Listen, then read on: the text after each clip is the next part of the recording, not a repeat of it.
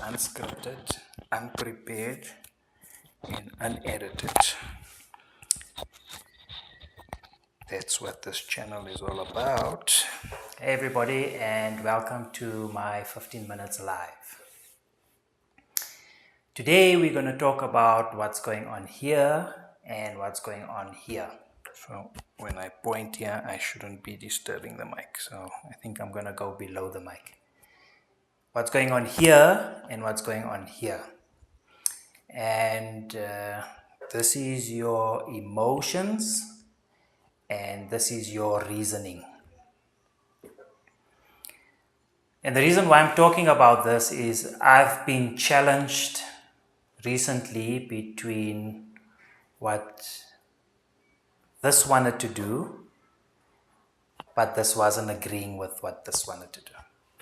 And let's just unpack. So this is your emotions and this is your logic or your reasoning. And sometimes you want to do things that feels good. You feel, I want to do this. It's like, yeah, this is the right thing to do. Just thinking about it makes you feel good because you want to be there. You want to do it. But sometimes you want to do things and then the mind says, no, it's not possible. You shouldn't be doing that. And you find that you are in conflict between the two. And this is you. This is all of you. And this needs to be in agreement.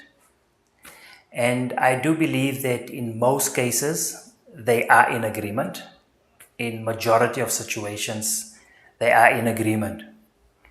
But you do find a time when this and this conflicts. And how do we deal with that there? Now, I don't have the answers. I'm not going to come on camera and give you the answers because to be honest, I don't have the answers. So you need to go work it out yourself. But we're going to just unpack for a bit. And I see that, and I'll give you an example maybe. Let's start with an example. So if you want something, I want something, right? And I see this a lot in a TV program. There's some reality show that Tasha and I watch. And it's about properties, people migrating to other countries or they wanting to buy a property in another country. It could be a holiday home. It could be that they are migrating. They want to start a life in a new country. And they go out and they look at properties and they give their requirements and the agent would take them and, and sometimes they want to be in the city. The wife wants to be in the city or the husband wants to be in the countryside and they're in conflict. So I find a lot of women in particular is mostly about this and the men are mostly up here. And just in that relationship, this and this conflicts. But in you as a human being, you can have that conflict as well. So they would look for an apartment and they would have a budget and they would want A, B, and C for that budget. 3 bedroom, 2 bathrooms, whatever the case might be. And then there's a budget and then they would look at properties and they would reason. It's like, oh, I love this property. It is close to the beach. We could take walks every day. It's very comfortable around you. There's no traffic. And it offers all this. And then, it's all good feeling. I love this. I want it. But this would say then, oh, hold on, but you're so far from the city. I work in the city, which means I have to commute for 35 minutes. I have to sit in traffic. I have to get on public transport. It's going to cost us additional money. If we buy this beachfront property, it's going to cost us additional money or whatever the case might be. So the mind and the heart would conflict, and they would try and reason, uh, and you could be saying to yourself, "Oh, I want to buy that sports car. I want it. I want a sports car. I want to feel the adrenaline." So you want it. It feels good. Like, I've never had a sports car before. I've always been responsible with my money. Blah blah blah blah blah. So you want it, and it talks to your ego. If I pull up in this car, my friends are gonna recognize me, and whatever the case might be. And when I drive this car, I'm going to feel good driving this car, and it's all feel good, you feel. But then your mind would say, but hold on, you can't afford this car, right? Or hold on, if you buy this car, you're actually putting yourself into debt. You're getting into debt, and you're going to pay 6 years onto this car. And for what? For feel good, because you won't be able to drive this car to work and back every day, because this is a sports car. It's got a hard suspension, and it's gonna, later on, it's gonna, you're gonna hurt your kidneys, because this car is sporty. It's not an everyday car. It's not a comfortable car. Sitting in those bucket seats, it's not comfortable, and you're gonna hurt your body. It's not comfortable. So stay away. Don't buy this car. But you would say, I want it. I want it. I want that sports car. And then the two would be in conflict. And how do you resolve that conflict? And I've been doing some research, and I was looking at, and I came to a explanation on the conscious and the subconscious, and that explanation kindly closely resembles or tries to answer the question between this and this. So, according to this research findings of mine, that you have a conscious and then you have a subconscious, and 10% 10% of you is represented by the conscious. Okay, according to this, I don't know now. I don't know if it's true. I don't know if this has been validated, but I'm just telling you. And also, I'm not promoting this theory. I'm just telling you what I found. And they kind of show it in an iceberg. That 10% of the ice is below, or is above the water, where 90% is below the water. And the 10% above the water is your conscious. And that is represented by your reasoning, it's represented by your logic, right? And it's that part of you that is aware, and that is that part of you that draws from the past. It draws from memory, and it takes lessons learned. It takes your experience. It takes it from memory. Then it brings it into your current situation, and it can take that data and it can do scenarios into the future. Okay, and you can create certain scenarios in your conscience, and based on those scenarios, you could logically reason with yourself, and you could possibly get an outcome. And it's like putting together a puzzle, and you can possibly say, okay, based on all this, there's an outcome. And it does an assessment. It evaluates based on everything that you know. It evaluates, and it comes with a outcome and a recommendation and a way forward. That is your conscious.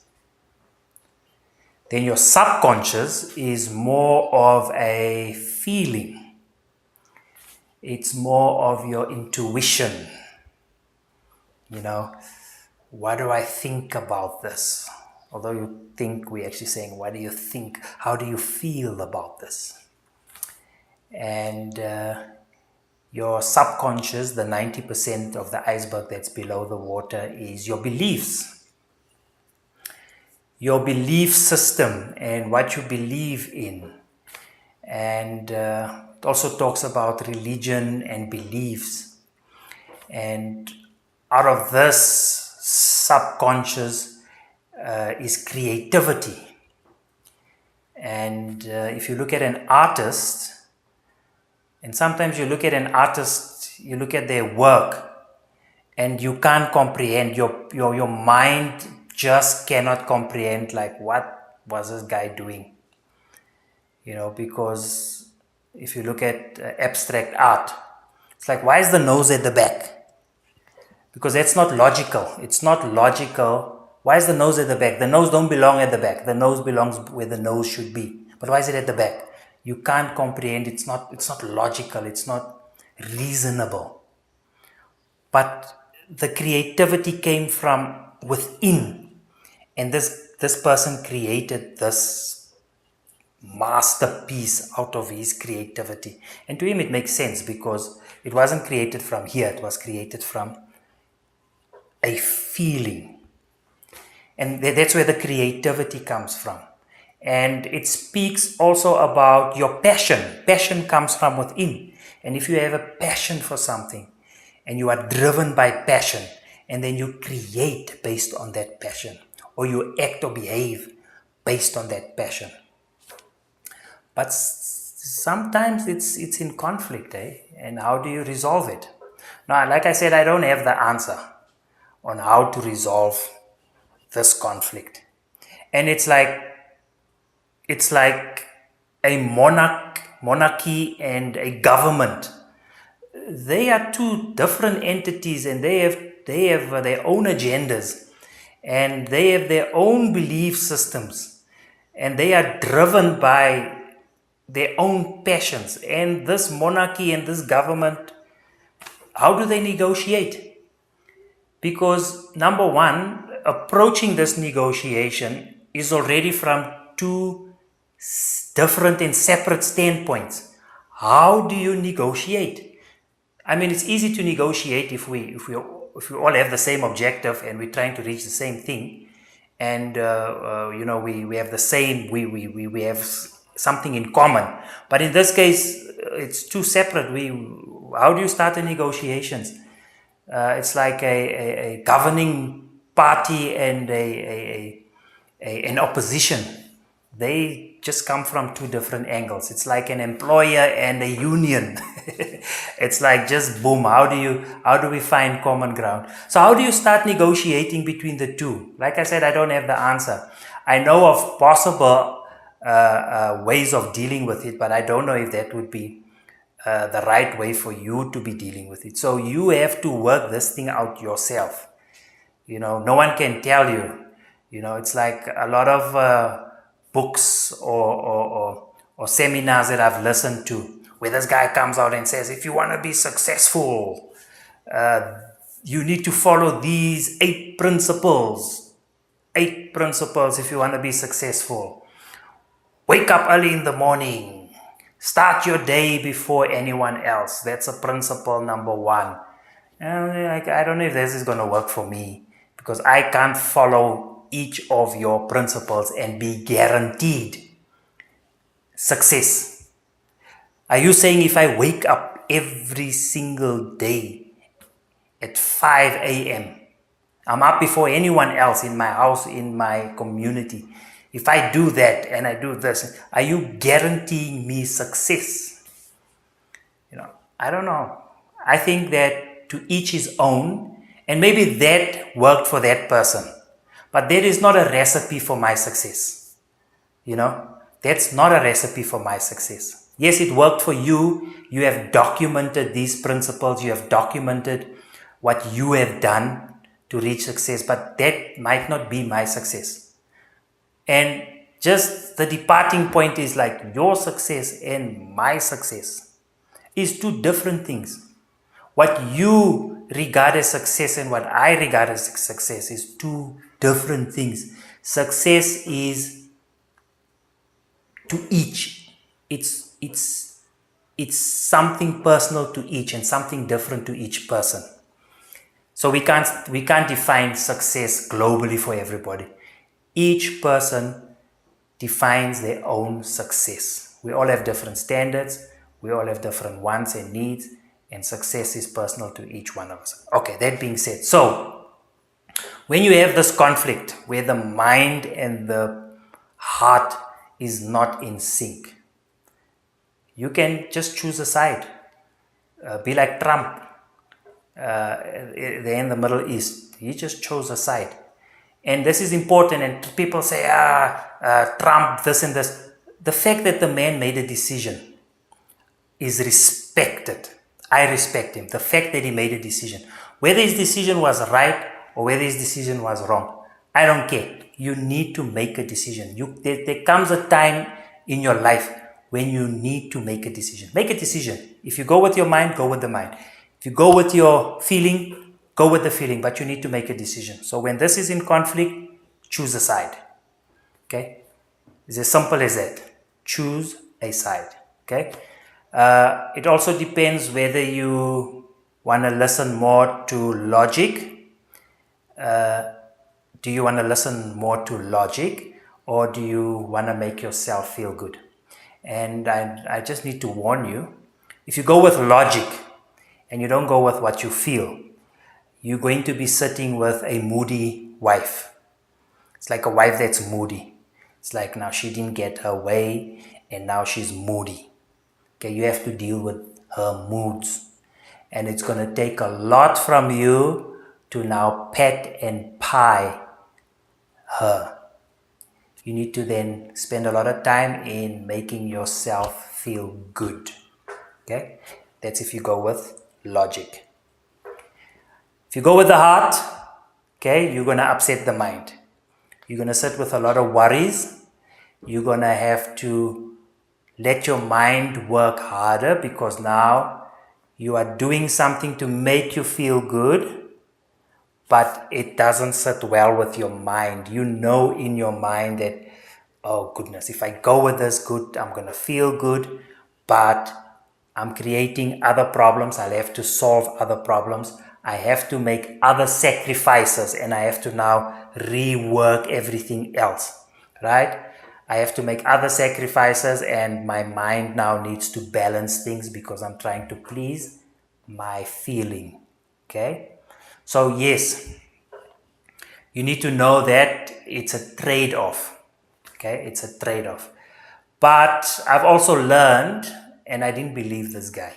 I was sitting in a seminar, and this guy said, if you want to feel good, or if you want to feel a certain way, and he made a statement and he said, feelings follow action. And I'm like, what? Feelings follow action. It's like, how is that possible? Feelings follow action. And then he was explaining, like, if you want to feel a certain way, you need to act a certain way. And then your feelings will follow. If you act in a way, your feelings will follow. So act it out first, and then the feelings will follow. And I thought it was a whole lot of crap. I thought it was a whole lot of bull. But I can tell you now, it does work. Now you're probably also saying that this is a whole lot of nonsense. How can feelings follow action? Try it for yourself. I can guarantee you it works. It worked for me. Feelings do follow action. If you act a certain way, you're going to feel a certain way. 19 minutes. How does the time fly by? And I mean, I thought I was at 13 minutes at least. I'm at 19 minutes, people. That is my 15 minutes live. Thank you for watching and goodbye.